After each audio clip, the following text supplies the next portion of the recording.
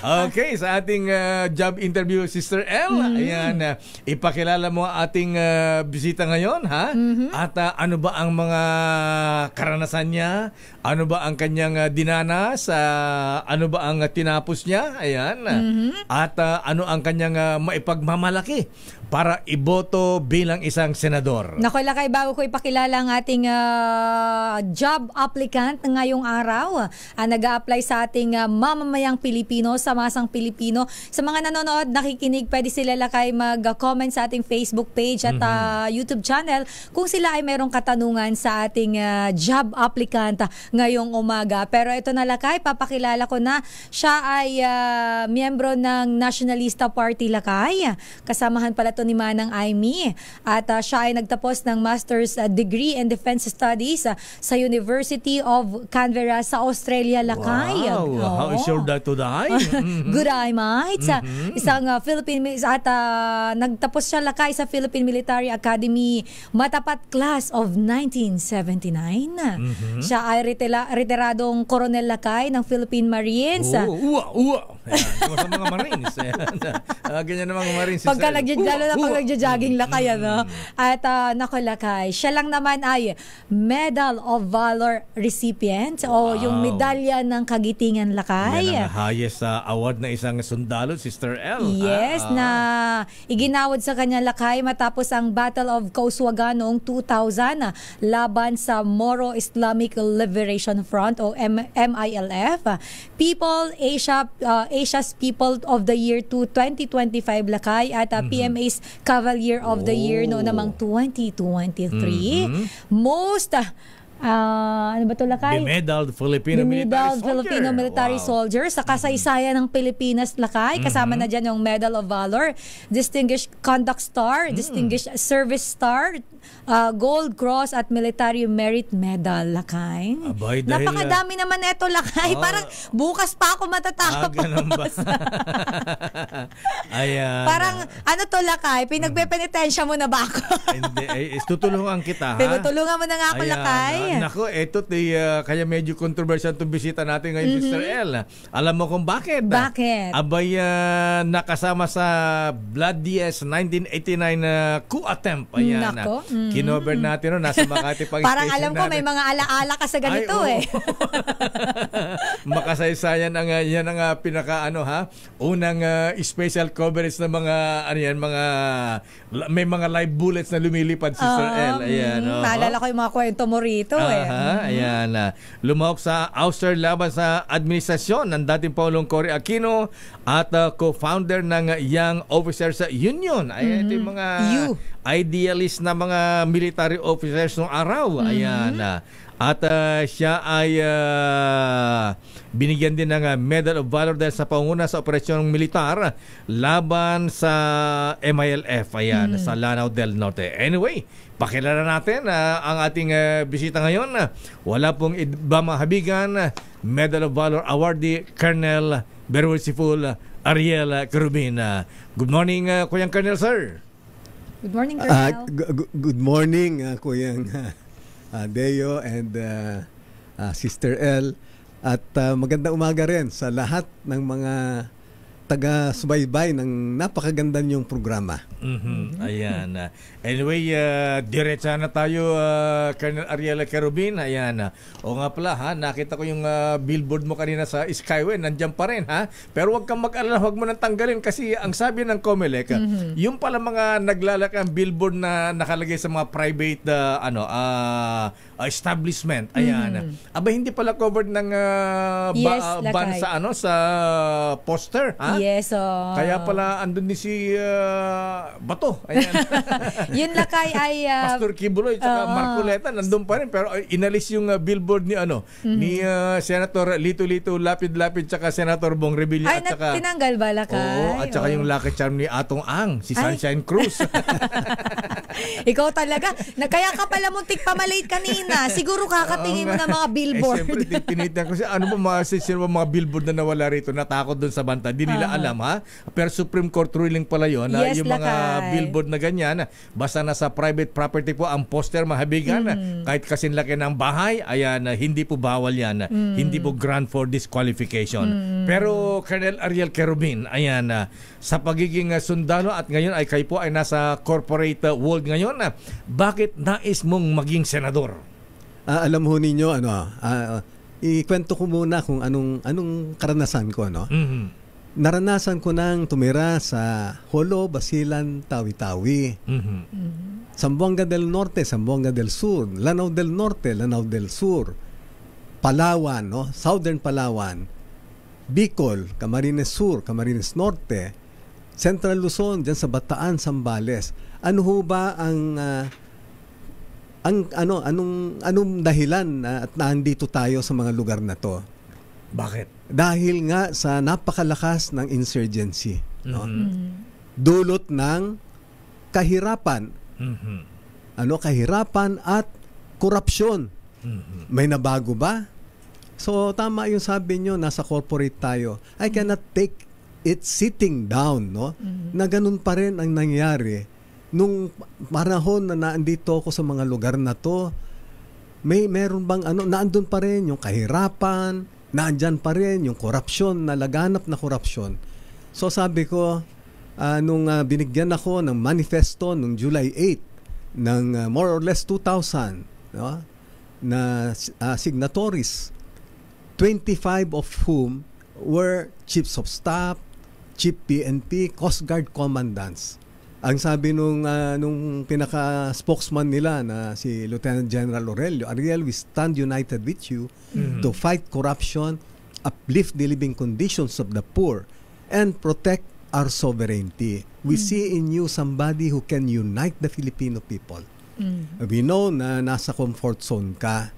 So, I just hope na you will consider itong challenge namin. And if you look at those who signed that manifesto, some of them are incumbent public servants, and they belong to different political parties. So, this is now unity beyond politics. So, ang sagot ko sa kanya, sir, yun pong hamon ninyo na iwanan ko yung comfort zone ko. Hindi ho ba nyo nakita yung pinagdaanan ko rin? Palagi kong iniiwan yung aking comfort zone for a higher calling. Na-promote tayo na kapitan early on, 1983, 3 years ahead of my class. O bakit kamo 14 long years later yung next na promotion ko? Kasi I stood for my principle. I fought for what I believed was right. No? So, finally, nung pinantay-pantay na rin ako pinakauna nag-brigade commander. Palabas na uli yung promotion ko na mag-general. Nauna rin ako sana sa klase namin. Ayun, nakulong na naman tayo. So, wag ho kayong mag-alala kasi yung pagmamahal natin sa taong bayan, pagmamahal natin sa bansa, hindi ho kayang tumbasan ng pera. So, yun yung pinanggagalingan ng Ariel Querubin kung bakit ngayon tatakbo siya. Kasi ang nakita natin, kulang tayo ngayon ng matapang na mambabatas na kaya talagang habulin lahat kahit sino, no? At walang takot na isulong yung kapakanan ng taong bayan. Yan po yung Ariel Querubin. Ayan, sa inyong military career, Colonel Ariel Querubin, ayan, kayo po ay isa sa mga nanguna sa coup-attempt para patalsikin ang dating Pangulong Cory Aquino. Ano ba naging issue? Malala ba ang korupsyon noon kaya kayo nasama dito sa pag-aalsa laban sa Aquino administration, Colonel Querubin, sir? Yeah, yung corruption hindi man nawala yan na issue eh. Corruption at yung perceived ba na gobyerno nung time na yan, kasi kung pansinin ninyo, after na ma-release sila Joma Sison, lahat panandalian lang na ilagay lahat sa mga position sa kabinete yung mga tingin namin mga left-leaning. Ako, I have witnessed ba some of my men being treacherously killed by the CPP-NPA. So at that time, may nangyari sa sa Indonesia kung saan yung mga generals nila ron pinagpapatay ng Communist Party ng sa Indonesia noon, 'di ba? Tinapon nila doon sa balon ng isang Air Force base. Kaya nakita ninyo nag-launch ng military operation si General Suharto, and then he became the president. Yun ang binibigay sa amin na pinapanood. So we were as a young officer na ganun yung nakikita mo na we have to really take action, kasi otherwise baka mangyari yung ganun din, no? Corruption pa rin ang dahilan. But isipin mo that 1989, it really brought me bitter lessons, no? You know what happened, di ba? Yung soldiers fighting each other, the animosity that was created from that took many years to heal. So ako, namatay ako, no? I was clinically dead, brought to the morgue of the Quirino Labor Hospital, and then nagising tayo sa AFP Medical Center na I was really according to them, my pupils were dilated, no? So meaning patay tayo. Ang swerte lang, God is so good. He gave me a new lease on life. But yun yung dahilan ba na ngayon, iba na yung may mission ka pa sa buhay, kaya hindi ka pa kinuha ni Lord. Maaring Hindi ganon. pa tapos. Kasi sabi ko nga, ilang ulit tayo, muntik mamatay. Yung mga katabi natin, ang tinatamaan ng bala, they took the bullet, no? Intended for me. So, maaring yung iba masasabi nila, may anting-anting ka ba, Ariel? Sabi ko, wala akong anting-anting, nananalig lang ako sa mahal natin na Panginoon. Kasi baka naman meron pa siyang gustong pagawa sa atin. No? Colonel Carabin, sir, bilang kayo po ay retired military officer, alam naman po natin, katulad ng nabanggit niyo po, bilang kayo po, handa po kayo, hindi naman po natin may kakaila na kung yung pagmamahal niyo po para sa Pilipinas ay hindi po yun questionable. Pero sa mga nangyayari po ngayon, lalo na po dito po sa West Philippine Sea, may mga nangyayaring bullying at may pumapasok pa na mga espiya, na mga Chinese dito sa ating bansa. Sa tingin niyo po, ano po ang kailangan nating gawin? Ano po ang posisyon ninyo dito at ano po ang mga dapat nating gawin para po yung mga ganito pong ginagawa sa Pilipinas ng China ay matigil na po, dahil lantaran naman na nga po yung pangwawalang hiya sa atin ng China. Pero Colonel, sir, ito po yung ating camera. Pasensya na po, hindi pa. Akala ko to Pasensya na po. Pala, ito po. Kaya pala yung tingin ko Kasi nakita ko si Colonel, alam niya lakay camera, pero ayun po yung ating yun camera. pala na andon. Anyway, sige. Sagutin ko lang muna yan. Historically, no? Kasi ang nagbabantay dati ng West Philippine Sea na yan, Marines yan. Ayan, totoo yan. Umalis kami 1985. We were brought to Bicol. Kaya yun na ikwento ko kanina. Bakit kamo nandun sa Bicol kami? Bakit? Dahil yung Marines daw, isa sa mga effective na maneuver force. So malakas ang NPA doon sa Bicol. Noong time na yun, ang pumalit sa amin, Navy, yung Naval Construction Brigade. So, bumalik tayo dyan sa Palawan.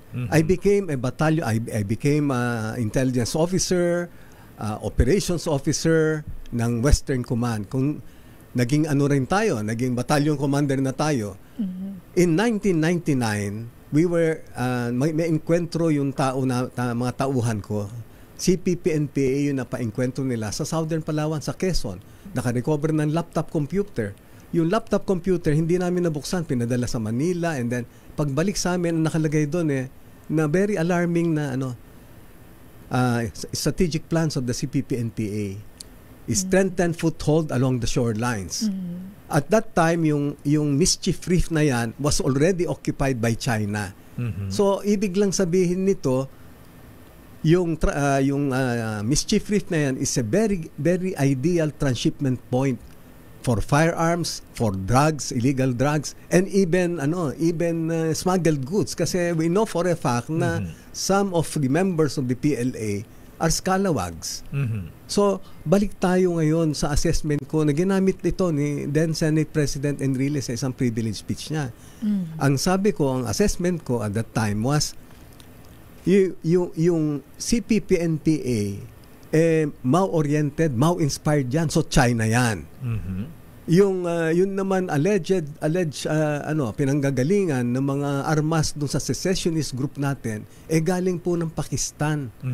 So meaning Pakistan is a surrogate of China. So very deliberate ang ginawa sa atin ng China na guluhin tayo internally. Yung insurgency problem natin na yan. Nawalan tayo ng focus dito ngayon sa West Philippine Sea. Ayan. Yan ang para at least makita natin kung paano nangyari itong So ngayon balik tayo. Napabayaan natin yung mga defense and security forces dito sa West Philippine Sea. At nag-concentrate tayo na ma-modernize natin yung ground forces natin, Army at saka Marines. So ngayon, nawala naman na itong problema natin. Slowly, nag-shift tayo ngayon sa external concerns natin. But ang labanan ngayon dito, it's all preponderance of forces. Ang nambubuli sa atin, 100 na barko tayo, 3, 4. So, I was just, I went to the West Philippine Sea mga 3 weeks ago. Or, sabi mo na, isang buwan nang wow, sabi yung background dun sa nagpapakuha ko ng picture, mga Chinese vessels, no? Naandun yung China Coast Guard, naandun yung mga militia ships. Doon lang sa dulo ng runway ng Pag-asa. So, may nakabang na doon na kita mo na yung mga barko ng China. Ayan, nag-iikot-ikot sila na ganyan. Nung araw na naandyan kami, sabi ko nga, baka tayo rin nang bubuli sa kanila kasi hinuhuli natin yung fishing vessels nila, dinadala natin sa puerto, o sinasampa natin ng kaso yung mga Chinese na fishermen. Ngayon, nagpabaliktad na. So, itong nangyayari sa atin ngayon, maaring napabayaan nga natin. So, unti-unti rin natin na ibalik yung Self-Reliance Defense Posture Revitalization Act na pinirmahan.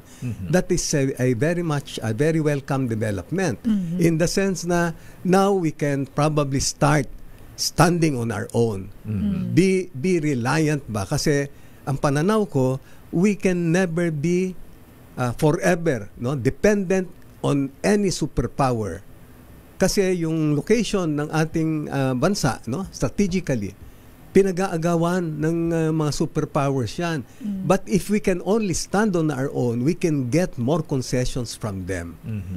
So, natin, nataon lang kasi ngayon, na sabi ko nga, hindi natin kaya na tapatan yung nila, ginagawa nila. So, we are left with no other option than to look for a big brother na pwedeng sandalan mo pansamantala, di ba?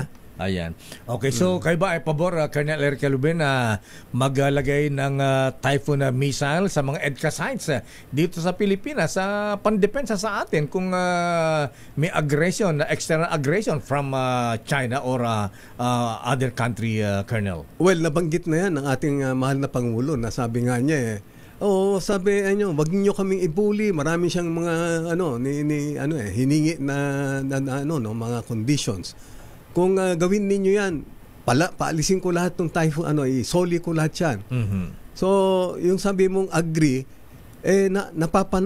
naandito sa kondisyon tayo na yun nga, wala kang ibang recourse, di ba? Yeah. Okay.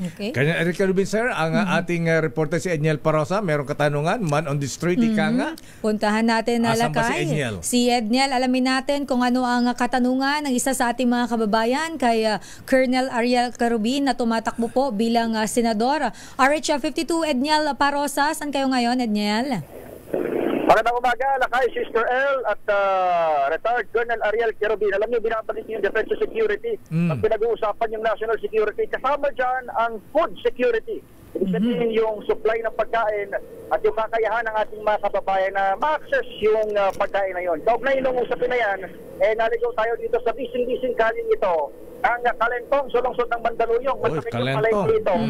Ako pag ganitong umaga, bising-busy. Pero maliban doon sa mga vendor at mga mamimili, isa doon sa mga nakapukaw sa atensyon natin, itong mga nakilala natin kagaya nila. Ayan, si Madam at yung mga nakaupo ron. Mga street sweeper yan. Oo, Matakay mo umagang-umaga ang wawalisin mo palengke. Good luck na lang kung matapos kayo. Ma'am, Maghapon ka niyan dyan. Hindi yung palengke wawalisin, yung mga dumi sa palengke. Dumi naman daw. kasama natin si Medal of Valor awardee at Bayaning Sundalo. Si ate, patanggal mo yung face mask ni ate para makita ang beauty niya. Ayan, para makita sa TV. Ayan. Nanay Emily, gano'n na kayo katagal ma'am street sweeper? 6 years. 6 years na. Tagal na. Ano naipon natin ma'am bilang street sweeper? Wala. Babayad lang ng aminyal tubig, bahay. Ayan. Baka nakapagtapos na siya ng kolehiyo sa pagwawalis. Oo, may katanungan sila kay Deo. Ayan na. Ate, sa inyo Si Ate Emily. Ate Emily, yung trabaho bilang street sweeper, kayo po ba ay nakapagtapos na anak sa kolehiyo? Hindi po. Ay, naku, hindi. Oo. Ano sila? Anong level na? Nagtatrabaho siya po eh. Lang second year.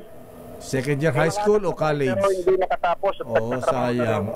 Sayang. Okay, so anong tanong ni Ate Emily kay Colonel Kerubin?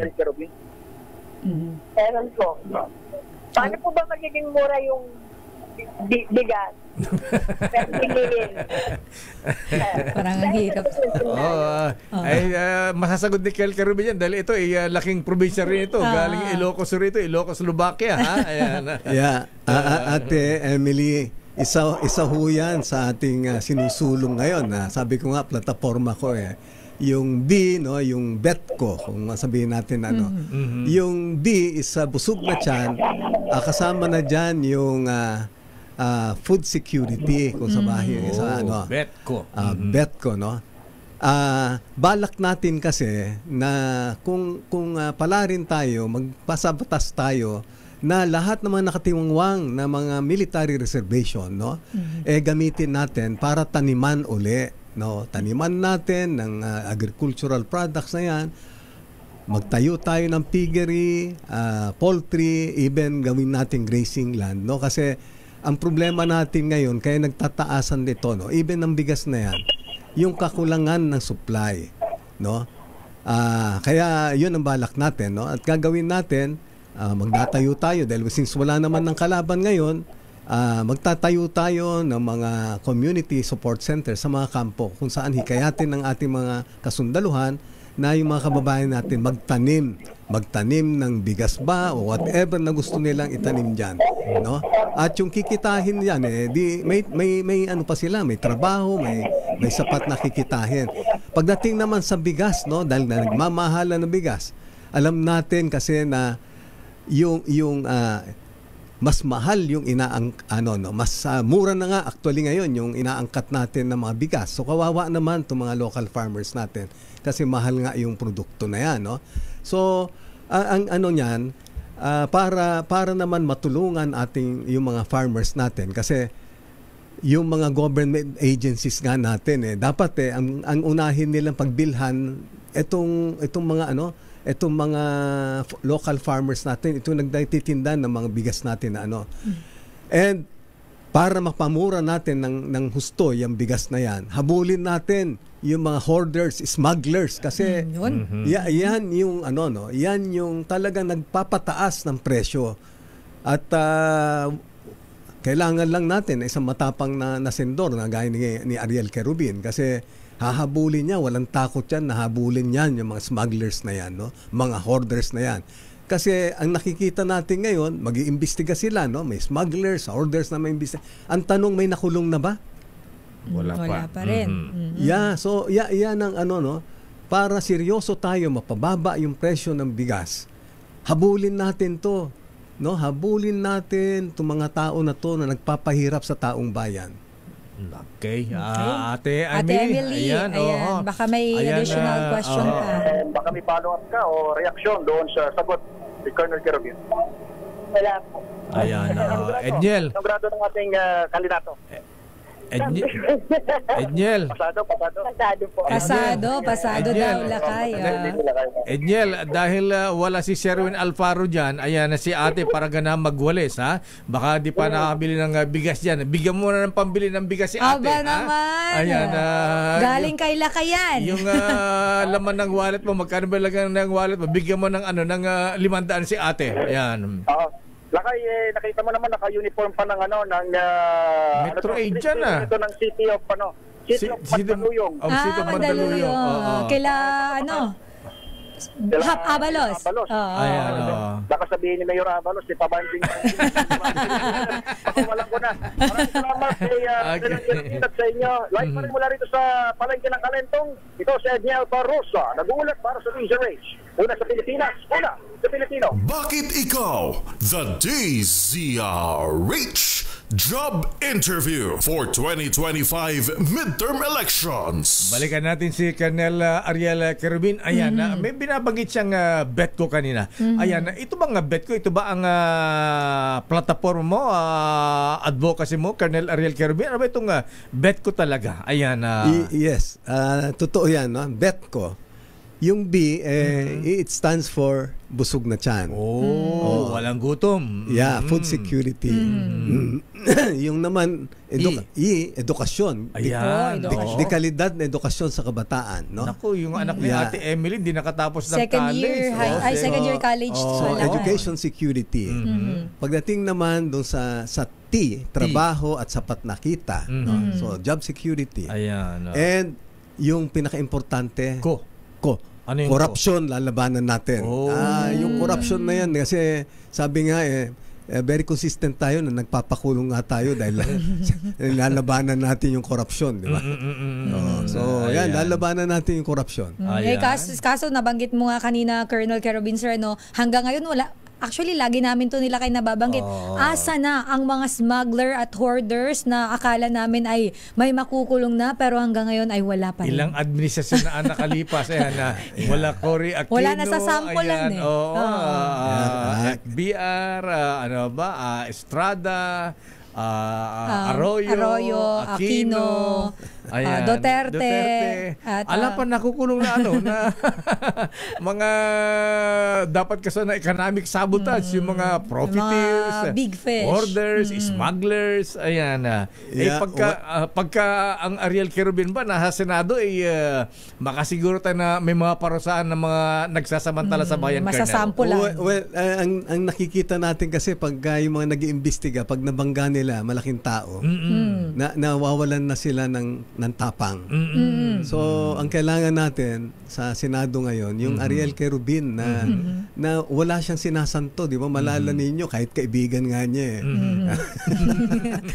So, ano yan, no? Naandun pa rin yung ating sabi ko nga, all of this ba? Ang laban natin kasi hindi laban ng taong bayan. Hindi laban ng Ariel Querubin yan. Laban ng taong bayan yan. No? So, makakaasa sila sa atin na paghahabulin natin yung mga lintik na yan. No? Ayan, last question para sa akin, Sister El, pero basahin ko lang itong text ng isang listener natin. Sige, Lakay. Abay, good AM, Lakay, Sister El. Paki-extend our regards and full support to Senator Colonel Ariel Querubin. Valor awardee. Ayan, from Strong Laang Kawal ng Pilipinas sa family. Ayan, Colonel Larry Cruzana, Special Forces. Kami ay susuporta sa kanya. Full support. Yeah, maraming salamat. Colonel Larry Cruzana. Ayan. Pero ito, Colonel, ayan, naalala ko ito si Colonel Cruzana, listener natin ito. Alam mo kung di ko makakalimutan ito, nung kinover ko ang 1989 ko attend dyan sa Campo Aguinaldo, ito yung nasa government side, Colonel. Ayan, nasa government side. Sila ang nasa Logcom. Ayan, nagbabantay dun sa Logcom, ha? Ayan, at dito ko nakilala sila yung nagtanggol sa Campo Aguinaldo. Pero ngayon, abay, full support sa inyo. Ang tanong ko, Senator Colonel Ariel Querubin, anong batas ang balak mo isulong kapag ikaw ay na-elect bilang isang senador? Well, umpisa natin doon sa bet ko na yan. So mga batas ba na patungkol sa ganito, kung kampo na yan kunwari na mga military reservation na katiwangwang. So yan ang una natin na magpasa ng batas ba para makagamit tayo. Hindi man natin kailangan totally na gamitin lahat kasi kailangan din nila yan para sa mga pension nila, di ba? Yun patungkol din sa dekalidad na edukasyon. Magsusulong tayo ng batas na lahat ng mga panganay sa pamilya, scholar. Kasi alam natin na ito yung tinatakbuhan ng mga kapatid niya o ng mga magulang pag may mga pangangailangan sila. Ang dami nating scholars. Bakit kamo hindi na lang unahin din mga panganay, di ba? At dekalidad na edukasyon, ganun din ang sabi nga nila, mahusay yung estudyante mo kung kasi husay din sila ng mga teachers. So, rin natin, tignan natin kung paano natin paakyatin yung dekalidad na edukasyon diyan. Yung T naman is trabaho at sapat na kita. Alam natin na yung mga ayuda is panandalian lang na solusyon yan. Kailangan pa rin natin na mag-isip ba ng mga trabaho. So, yan ang uunahin natin na Pagdating naman sa korupsyon, alam natin na magsasabatas tayo na lahat sana ng transaksyon ng gobyerno automated, may transparency. Makikita natin na gaya sa customs, ang tagal na gusto natin na ma-automate ba lahat yung transaction dyan. Bakit gusto pa rin nila na may human intervention? So, yan yung mga isusulong natin na mga batas. No? Siguro sa akin din Lakay, ihabol ko lang to. Kasi pero matagal na itong napag-uusapan, yung ROTC, Colonel Carobin, sir, sa tingin nyo po ba kailangan to at makatutulong ba ito sa atin? Lalo na po, alam naman natin na marami po tayong mga issue pagdating po sa national security dito sa ating bansa. Yeah, ang palagi ko sinasabi tungkol dito, Sister El, when push comes to shove, maasahan natin itong ROTC na to. Kasi nung nasa serbisyo tayo, ang modernization ng Armed Forces noon was we should have a lean and mean, regular force, but a robust reserve force. Meaning, kailangan natin na malakas na reserve force. So, ito yung magiging core, yung ROTC. Kung ang ayaw nila, kasi nung nagtataka kami lahat ba, nung tinanggal yan, gusto nila, ang reason daw, may hazing ba? I don't know kung anong mga gusto nilang patayin yung daga, sinunog nila yung bahay. No? So, ibalik natin yung ROTC. Kung ayaw nila na puro military yan, palitan natin yung program instruction, di ba? Gawin natin na meron din disaster response o disaster relief operations o whatever na gusto natin na hindi lang puro military. Kasi ang importante dito sa ROTC, yung training natin sa discipline and leadership. Na hindi man natin siguro makuha lahat yan sa regular force later on. But definitely they will be able to ito yung asset nila. So even in the corporate world, naandyan yung kanilang experience, yung kanilang leadership, yung discipline na yan. Yan ang importante. Okay. Kermin, isa pong issue rito ngayon, ha? Ang impeachment laban kay Vice President Sara Duterte Carpio. Sinasabi po nila na may aligasyon ng corruption sa paggamit ng confidential at intelligence fund at meron pang issue dun sa threat sa Pangulong Marcos, First Lady and House Speaker. Ayan. Ano ang paano niyo sa impeachment laban kay Vice President Sara, Colonel Carobin, sir? Ang sa akin kasi, kung ako dumaan kasi sa proseso. Maalala mo, kung 2 beses tayong nakulong, 2 beses din tayong binigyan ng amnesty.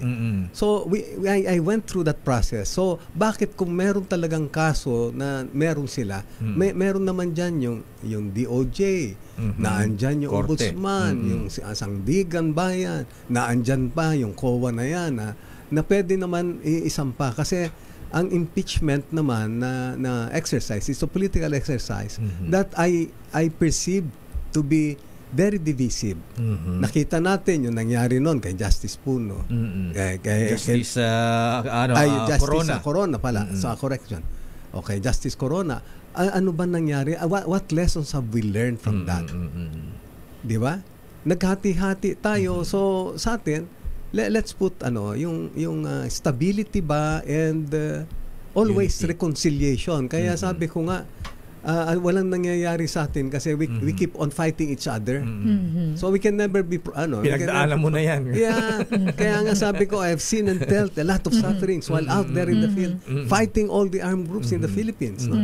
And while being jailed twice, given amnesty twice, being brought to the morgue clinically dead, fighting for what I believed was right.